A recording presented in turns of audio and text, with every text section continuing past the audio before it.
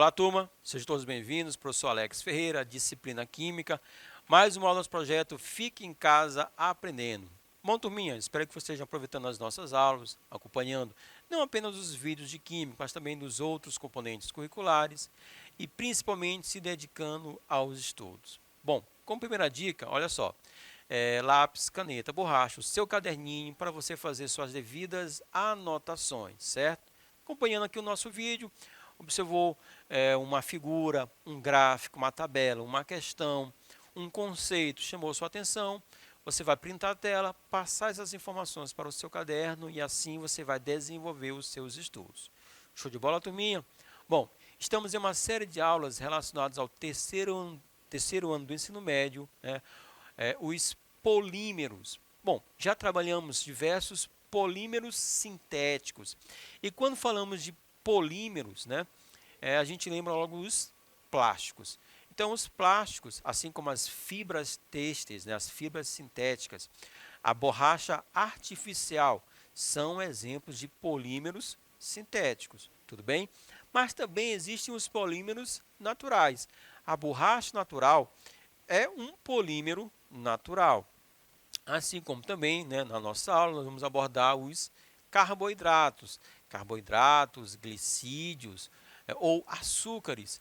Também são exemplos de moléculas, né, que vão apresentar vários grupos unidos e por isso nós podemos classificar como polímeros. Só que vão ser polímeros naturais. Show de bola, turminha? Então vamos começar. Olha só. Os carboidratos também podem ser chamados de glicídios ou açúcares, e eles são a principal fonte de energia para os seres vivos, estando presentes em diversos tipos de alimento. Com exceção do mel, todos os carboidratos são de origem vegetal, né? Porque o mel vai vir a partir das abelhas, então vai ter uma origem animal. Então, os vegetais, nós vamos ter os cereais como o arroz, o trigo, a aveia, raízes e tubérculos, batata, aipim, cenoura, beterraba, leguminosas, feijão, ervilha, soja, frutas, banana, manga, maçã, dentre tantos outros. Então aqui a gente observa, né, a variedade, possibilidade de obtenção dos carboidratos, glicídios ou açúcares, ok? E vai estar muito presente na nossa alimentação. Então, os açúcares, os carboidratos vão estar muito presentes na nossa alimentação, turminha. Bom, falando de alguns tipos de carboidratos, certo? Aí nós vamos para os monossacarídeos. Porque mono? Porque vai gerar apenas um grupo ose. No caso aqui há, como exemplo, a glicose. Então, a glicose é o carboidrato, né? Açúcar do tipo monossacarídeo. Ele é um dos mais importantes carboidratos, sendo usado como fonte de energia primária pela maior parte dos organismos, de bactérias ao ser humano, além de fazer parte de importantes vias metabólicas. E aqui na imagem nós temos alguns alimentos que vão gerar essa glicose. Então a glicose, como está escrito, né, é a fonte de energia primária, ok? A glicose ela vai ser gerada a partir da fotossíntese. E quem faz fotossíntese são as plantas, tudo bem? Então as plantas fazendo a reação do gás carbônico retirado do ar, da água retirado do solo, com a participação da energia solar, vai produzir glicose mais gás oxigênio, ok? Essa glicose vai estar presente naquela planta, né, naquele vegetal, naquela árvore. Bom, aí vem um animal herbívoro, vai se alimentar, né, de parte daquele vegetal. Então, aquela glicose ela vai passar para o herbívoro e vai vir um carnívoro que vai se alimentar desse herbívoro e você vai ter a transferência de glicose para o carnívoro. Nós, seres humanos, somos onívoros, se alimentamos tanto de plantas quanto de animais, ok? Então, dessa forma, vamos estar obtendo essa glicose, que vai reagir com o oxigênio proveniente da respiração, e nós vamos ter a formação, né, a produção de energia, que vai manter cada célula do nosso organismo, do ser vivo, viva. Cada célula obtendo energia a partir dessa reação da glicose com o gás oxigênio. Por isso que falamos que a glicose é a fonte primária de energia. Sua cadeia apresenta 6 carbonos, né, como aqui a gente apresenta aqui na tela, e contém um grupamento aldeído. Na sua extremidade, nós temos o grupo aldeído, que é a carbonila C-O, aparecendo na extremidade da cadeia, certo? Sua fórmula geral, C6H12O6. Então, a molécula de glicose se apresenta em forma, a sua estrutura ela pode ser tanto uma estrutura aberta quanto uma estrutura fechada, né? Uma estrutura linear e uma estrutura cíclica. São duas formas de podermos encontrar essa glicose. Então, no metabolismo, a glicose é utilizada como fonte de energia através do processo chamado de respiração celular, seja com ou sem a presença de oxigênio. Aí vou ter uma respiração aeróbica ou anaeróbica, certo? Com ou sem oxigênio. Ou pelo processo de fermentação. A regulação da glicose no corpo é feito pelo pâncreas, através da ação do hormônio insulina. Acho que você já ouviu falar, né? A insulina é produzida pelas chamadas células beta do pâncreas e é responsável pela diminuição nos níveis de glicose no sangue. Então, esse hormônio atua facilitando a absorção da glicose pelas células dos músculos esqueléticos, do fígado e do tecido adiposo. Então, é a insulina que vai promover, certo, essa retirada da glicose, para que as células possam utilizar. Altos níveis de glicose no sangue, a ponto deste açúcar, a glicose, ser eliminado na urina, indica uma doença crônica conhecida como diabetes. Essa falta de controle da glicose está associada a uma deficiência da insulina, que é o hormônio responsável pela captura dessa glicose. Então, há dois tipos principais de diabetes, né? O diabetes tipo 1 ou o diabetes juvenil. Na verdade, aqui a pessoa já nasce com essa deficiência, com uma baixa produção de insulina ou com essa incapacidade da insulina de estar capturando a glicose. E diabetes tipo 2, também conhecido como diabetes tardia, que é o caso da maior parte da população do nosso estado, do nosso país, na verdade do mundo. Boa parte, quando se fala de diabetes, é diabetes do tipo 2, que ela é tardia, essa doença vai surgir a partir de um hábito, de um péssimo hábito alimentar, de uma alimentação incorreta, muito baseada no consumo de açúcar, no caso aqui da sacarose. Então, o que acontece? Nós vamos ter um excesso de glicose no nosso sangue e, com isso, a quantidade de insulina produzida não vai conseguir capturar toda essa glicose que vai estar presente no sangue. Tudo bem, turminha? Bom, um outro monossacarídeo, um outro tipo de carboidrato, a frutose. E aí você já faz um link, até porque a nossa figura aqui já mata a charada. A frutose é considerada um monossacarídeo por não sofrer hidrólise e por conter um único grupo funcional, que é o grupo cetona. Sua forma estrutural é semelhante à da glicose, A glicose é uma aldohexose, porém a diferença está no fato de a glicose possuir um grupo aldeído e a frutose vai apresentar um grupo cetona. Por isso que a frutose é considerada uma cetose, porque em vez do grupo aldeído, certo, que é o C-O, na extremidade da cadeia, nós vamos ter essa mesma carbonila, C-O, só que agora entre átomos de carbono. Tudo bem? Olha só, a fórmula molecular da frutose, C6H12O6, similar à fórmula molecular da glicose, certo? E na natureza, a frutose pode se apresentar com a cadeia carbônica fechada ou então aberta, assim como a glicose. Turma, nós podemos dizer que a glicose e a frutose são isômeros, porque o que são são estruturas diferentes, mas que vão apresentar a mesma fórmula molecular, né? E nós temos aqui, ó, a representação tanto da cadeia aberta quanto da cadeia fechada. A frutose é o monossacarídeo mais doce existente, sendo que pode ser encontrado no mel e em muitos frutos, de onde surgiu o seu nome, o açúcar de frutos, né? Frutose porque a sua principal fonte são os frutos. Ela normalmente encontra-se combinada com a glicose nesses alimentos. Então, nós vamos ter aqui, na verdade, uma carga maior de açúcar, porque além da frutose, nós vamos ter também a glicose. Certo, turminha? Agora vamos falar de um disacarídeo, né? Então, vão ser dois grupos após sofrer o processo de hidrólise. Vamos ter a formação, certo, de dois grupos óseis. Então, um exemplo de disacarídeo, a sacarose. Será que você já ouviu falar em sacarose? Olha só, turminha.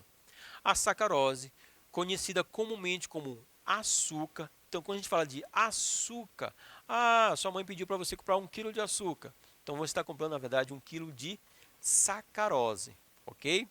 É um sólido cristalino a temperatura ambiente que se dissolve em água e possui o sabor doce. A sacarose é encontrada em diversas plantas, principalmente na beterraba e na cana-de-açúcar. Por muito tempo, até meados do século XVIII, o açúcar foi considerado artigo de luxo e por isso não era usado na alimentação, mas apenas como calmante. Ó, que informação interessante. No Brasil, obtém-se o açúcar, né? E aí, mais uma vez, quando fala de açúcar, estamos falando de sacarose, tá certo? Então, no Brasil, obtém-se o açúcar principalmente através da cana-de-açúcar, ok? Ela vai ser moída, obtendo-se então uma garapa com alto teor de sacarose. Posteriormente, essa garapa ela é aquecida, formando um melaço, que contém aproximadamente 40% de sacarose em massa. Então, de 100 gramas, 40 gramas seria a sacarose. E parte dessa sacarose vai se cristalizar, formando o açúcar comum, ok? Bom, a fórmula química da sacarose, C12H22O11, certo? E é formada através da condensação da glicose e da frutose. Por isso que a sacarose é um disacarídeo, né? Porque é formado pela união de duas oses, certo? Quais são elas? A glicose e a frutose. A condensação é a união desses compostos com a perda de uma molécula de água. Então, quando a glicose, observe aqui na tela, turminha, ó, quando a glicose faz essa junção, né, essa fusão com a frutose, uma molécula de água será eliminada, será perdida, será expelida. E nós vamos ter a formação da sacarose. Tudo bem, turminha? Mais outro disacarídeo, né, a lactose, certo? Lactose, então você vai fazer um link com qual termo, com qual produto? Lactose, né? Então, vamos lá, justamente com o leite. É um glicídio encontrado no leite, ou seja, é um açúcar encontrado no leite e possui a fórmula C12H22O11, certo? É um disacarídeo resultante da condensação de uma molécula de glicose com uma de galactose, né? Galactose vai ser um outro tipo de monossacarídeo. Tudo bem? Turminha, aqui está a estrutura da lactose, certo? E, por exemplo, pode ser perguntado, quais são as funções orgânicas presentes na lactose? Olha só, nós temos aqui o grupo OH, na verdade nós temos vários grupos OH, né? Então nós temos aqui um poliálcool, né? Vários grupos OH. Então, o grupo OH vai ser a função álcool, tudo bem? E bem aqui na extremidade, ó, nós temos um oxigênio entre carbonos. Também, ó, oxigênio entre carbonos. Oxigênio entre carbonos. Oxigênio entre carbonos, função éter. Então, além da função álcool, vai estar presente na lactose a função éter. Show de bola? A lactose ela é produzida nas glândulas mamárias dos mamíferos, sendo exclusiva no leite e o único hidrato de carbono desse alimento. Hidrato de carbono é o carboidrato. O único carboidrato, portanto, o único açúcar presente no leite, no leite materno, das fêmeas, vai ser justamente a lactose. No leite humano, representa cerca de 7,2%. E no leite de vaca, certo? Cerca de 4,7%. Então, o leite humano vai apresentar um conteúdo maior de lactose do que o leite da vaca. Polissacarídeos. Então, poli quer dizer vários. Polissacarídeos são grandes polímeros naturais, formados por cadeias de monossacarídeos ligados entre si por ligações glicosídicas, que são ligações covalentes resultantes da condensação, da união de dois monossacarídeos. Vamos apresentar três. Celulose. A celulose é um carboidrato tipo polissacarídeo abundante nos vegetais e, por isso, comum na natureza. Ela consiste até 50% da composição da madeira, então metade é celulose. É formado por monômeros de glicose entre 15 a 15 mil unidos pelas ligações glicosídicas, certo? Então, assim, a celulose é um polímero de glicose. O monômero vai ser a glicose, certo? A celulose, turminha, é o principal componente da parede celular das células vegetais, o que confere rigidez para as plantas. Então, essa rigidez ela se deve à presença da celulose. Industrialmente, é processada para a produção de papéis e fibras. Então, o papel nada mais é do que celulose. A produção de papel a partir da celulose é uma importante atividade econômica do Brasil. Tudo bem? Bom, o amido, olha só. O amido é um polissacarídeo, encontrado em grande quantidade na natureza e é formado por cadeias de amilose ou então amilopectina, tá certo? Aqui ao lado nós temos, olha só, a representação, uma parte desse amido, ok? Bem aqui, nós temos 300 a 600, quer dizer que esse trecho ele é repetido, então eu posso ter uma repetição de 300 a 600 vezes, tudo bem? A amilose é formada, por unidades de glicose unidas por ligações glicosídicas, alfa 1,4, as posições 1,4 com relação à estrutura da glicose. Assim sendo, podemos dizer que, de maneira resumida, que o amido nada mais é do que uma molécula complexa formada por várias moléculas de glicose. Por isso, ele é um polímero, certo? O glicogênio também é um polissacarídeo, certo? Formado por milhares de unidades de glicose. E como todo polissacarídeo, não apresenta um sabor adocicado. Dessa forma, o glicogênio é uma macromolécula, porque é um polímero.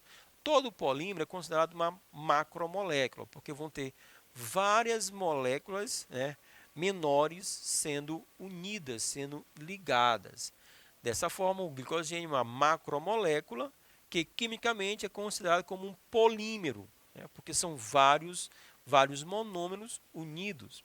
Polímero formado pela associação de monômeros de glicose. Então, você observou que a glicose ela pode estar gerando a celulose, assim como o amido, assim como o glicogênio. E como são várias glicoses unidas, certo?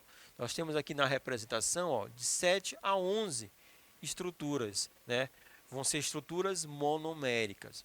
Então, como vamos ter várias estruturas menores sendo ligadas, podemos dizer que os polissacarídeos são classificados como polímeros. Tudo bem, turminha? Essa foi a nossa aula. Espero que vocês tenham gostado. Vou ficando por aqui, turminha. Forte abraço. Valeu!